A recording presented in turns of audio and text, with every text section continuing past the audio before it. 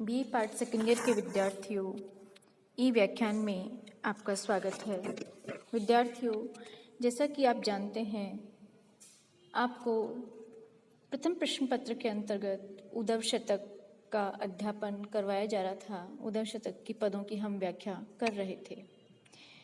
उद्धव शतक के प्रसंग से भी आप परिचित हैं, क्योंकि हमारा जो ये पुस्तक है समाप्ति की ओर है।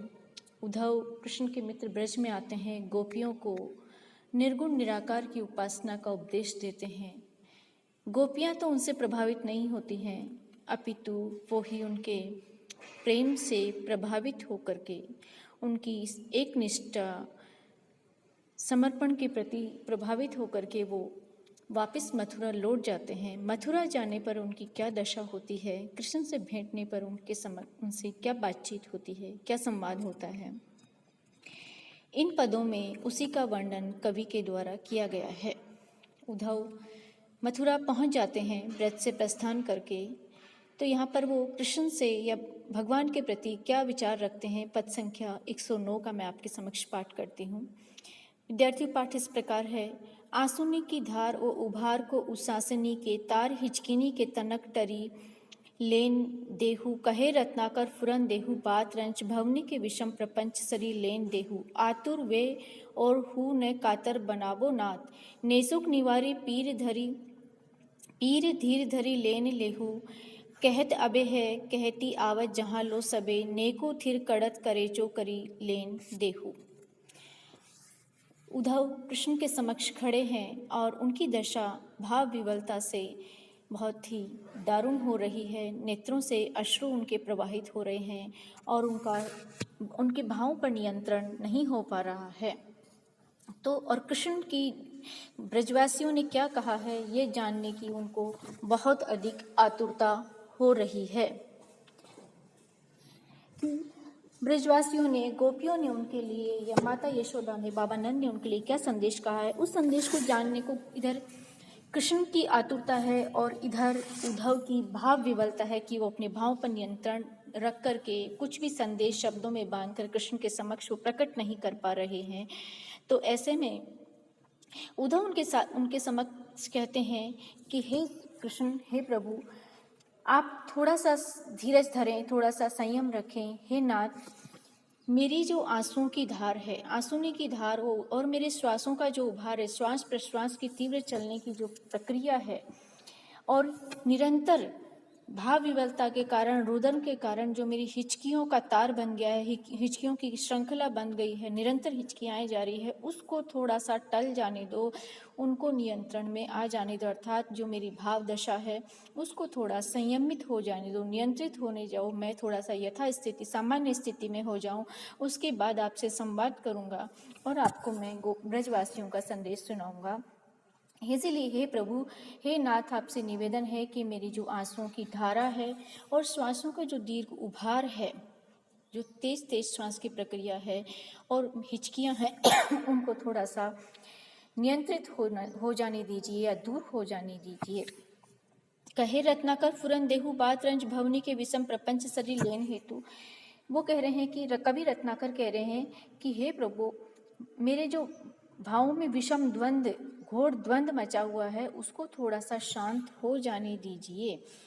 सरी लेन, सरी क्षीण, थोड़ा सा आप उनको शांत हो जाने दीजिए, भाव सामंजस्य मेरा हो जाए और मैं सामान्य दशा में पहुंच जाऊं, तो फिर मैं आपको बातों के माध्यम से थोड़ी सी बात स्फुरित और बात करने की मुझ में क्षमता आ जाए, तो मैं उन भावों को आपके समझ स्फुरण कर दूंगा, व्यक्त कर दूंगा।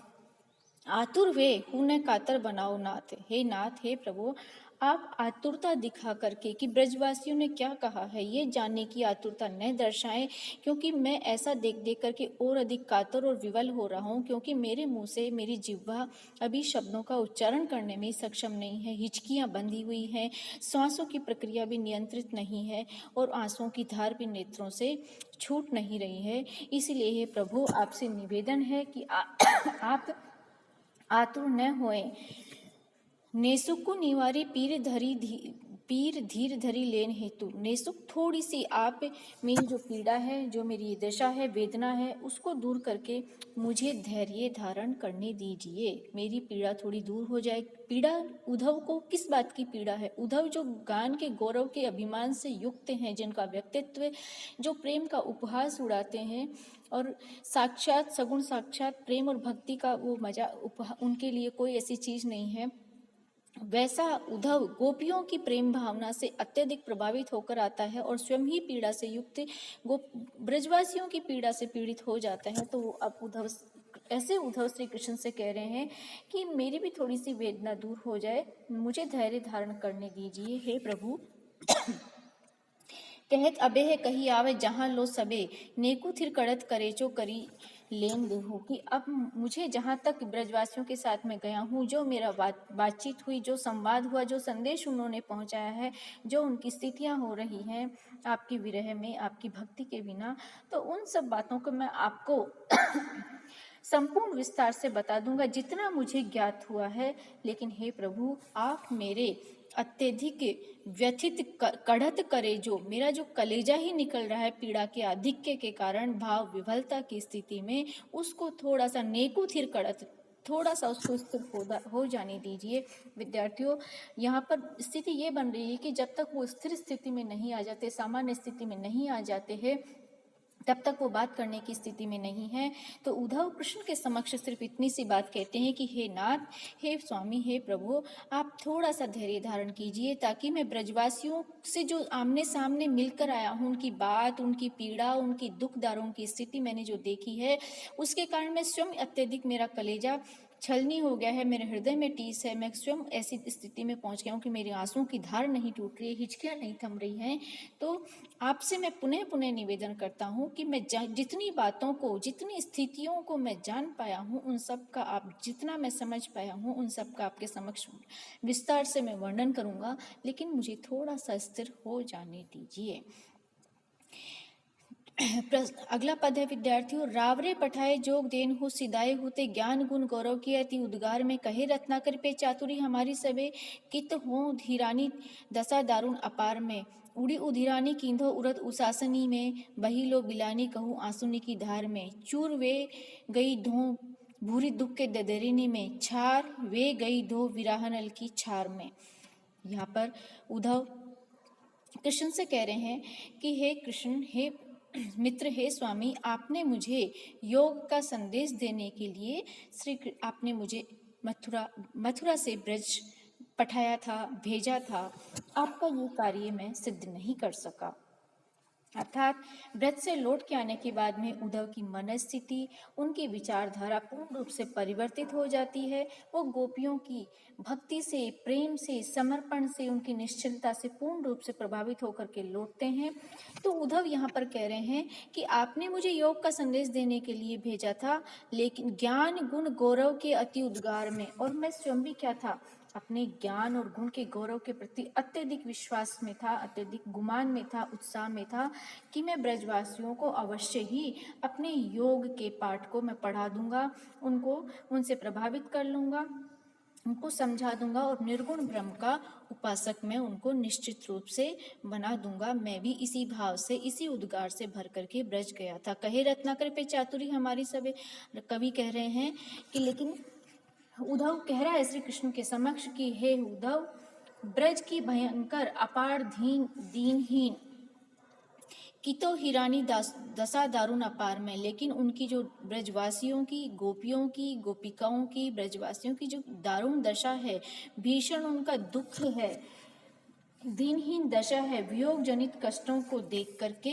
मेरी समस्त चतुराई धरी की धरी रह गई है, न जाने कहाँ नष्ट हो, कितों दो हिरानी, अर्थात न जाने कहाँ चली गई है, उड़न छू गई है। भाव यह है कि मेरा जो ज्ञान का मार्ग था, जिसको मैं लेकर गया था, जिसका मुझे अति उत्साह भी था और मुझे दृढ़ निश्चय भी था कि मैं निश्चित रूप से उनकी विचारधारा को परिवर्तित कर दूंगा, लेकिन फल इसके विपरीत हुआ। गोपिकाओं की अपार कष्ट को देख करके, दारुण स्थितियों को देख करके, वियोग जनित दुखों को देख करके मेरा ज्ञान का गौरव है न जाने कहाँ नष्ट हो गया। अर्थात यहाँ पर कवि जिस मंतव्य को लेकर चला है, कवि जिस उद्देश्य को लेकर चला है कि ज्ञान की अपेक्षा प्रेम में भक्ति अधिक प्रभावशाली है, सहज ग्राह्य है, उसी की ओर वो सिद्ध हो रहा है। और जो योग मार्गी उद्धव है, उनके मुख से ये बात कहलाना कवि का अपने उद्देश्य में सिद्ध होना प्रकट होता है। उड़ी उधिरानी किंधो उरद उसासनी में, और जो वह तो गोपिकाओं के ऊंचे ऊंचे जो दीर्घ निश्वास थे, उच्छ्वास थे, विरह के कारण आपके वियोग में जो उन गोपिकाओं के दीर्घ निश्वास थे, उनमें न जाने कहाँ मेरा ज्ञान योग है वो उड़ गया है। बही दो बिलानी कहूँ आंसुनी की धार में, और उनके आंसुओं उनके नेत्रों से निरंतर बहने वाली अविरल अश्रुधारा में मेरा जो ज्ञान का अभिमान था वो न जाने कहाँ बह गया, कहाँ नष्ट हो गया, कहीं विलीन हो गया। मैं स्वयं ही इस बात को नहीं समझ सका, नहीं जान सका। चूर वे गई धो दुख के ददेरिनी में छार, वे गई विराहनल की छार में। और यहाँ पर कवि कह रहे हैं कि मेरी जो ज्ञान की चतुराई है वो सब चूर चूर हो गई गोपियों के दुखों के धक्के में। अर्थात उनका जो एक के बाद एक जो उनका दुख था, उनकी स्थितियां थी, विषम पीड़ादायिनी जो स्थितियां थी, वो उनके अत्यधिक दुख के दरारों में गिर करके चूर हो गई, और उनके वियोग की लपटों में विराह नल की झाड़ लपट में जल करके राख हो गई। अर्थात पूर्ण रूप से मेरा जो ज्ञान का गौरव था, जिस भाव से मैंने ब्रज में प्रस्थान किया था, आज स्थितियां पूर्ण रूप से विपरीत हो गई हैं, उलट हो गई हैं, और मेरा सारा ज्ञान था वो जल करके गोपियों के विरह नल में, विरह रूपी आग की लपटों में जल करके वो क्षार अर्थात राख में परिवर्तित हो गया है, अर्थात पूर्ण रूप से नष्ट हो गया है, और मैं स्वयं प्रेम भाव से परिपूरित होकर के आपके पास लौटा हूँ। अगला पद है विद्यार्थियों, शीत घाम भेद खेद सहित लखाने सबे, भूले भाव भेदिता निषेधन विधान के, कहे रत्नाकर ने ताप विरज बालनी के, काली मुख ज्वाला न दावानल के समान के, पटकी परानी ज्ञान गठरी, जहाँ ही हम थमत बनो ने पास पहुँची सिवान के, छाल परे पगनी अधर पर जाल परे, कठिन कसाले पर लाल परे प्राण के। अब उद्धव कह रहे हैं कि ब्रज में जाकर तो मेरे प्राणों के ही लाले पड़ गए हैं, अर्थात मेरे प्राण ही संकट में पड़ गए हैं। मैं किस बात को लेकर के गया था, किस उद्देश्य को लेकर के यहाँ गया था कि मैं स्वयं गोपिकाओं की विचारधारा को परिवर्तित कर दूंगा, लेकिन उनका जो प्रेम था, सहज निर्व्याज उनका हृदय था, उससे मैं ही स्वयं ही पूर्ण रूप से प्रभावित हो गया हूँ। शीत धाम भेद खेद सहित लखाने सबे, समस्त ब्रजवासी हैं।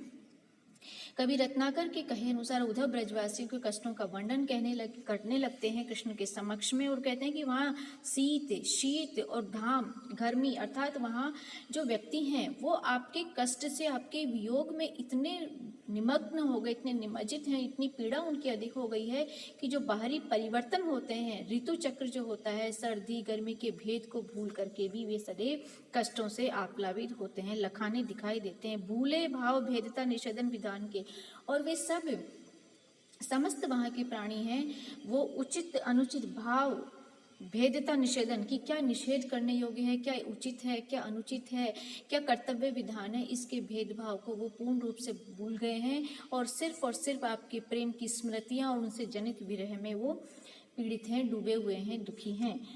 कवि रत्नाकर कह रहे हैं कि जो ब्रज बालाओं का विरह का ताप है वो कैसा है, उसके लिए तो कोई उपमा ही नहीं है, उसके बारे में तो कुछ कहा ही नहीं जा सकता कि उस ताप की क्या वर्णन किया जाए। वो कालिया नाग के मुख से निकली हुई ज्वाला भी नहीं है, और नहीं वो दावानल के समान है, अपितु इनके सबसे बढ़कर है। अर्थात गोपियों की जो विरह की पीड़ा है, उस विरह अग्नि का, उस विरह के ताप को न तो दावानल से तुलना की जा सकती है, जंगल की आग से तुलना की जा सकती है, और नहीं कालिया नाग के मुख से निकली हुई भीषण ज्वाला से, अर्थात वो इनसे भी अधिक भयंकर है।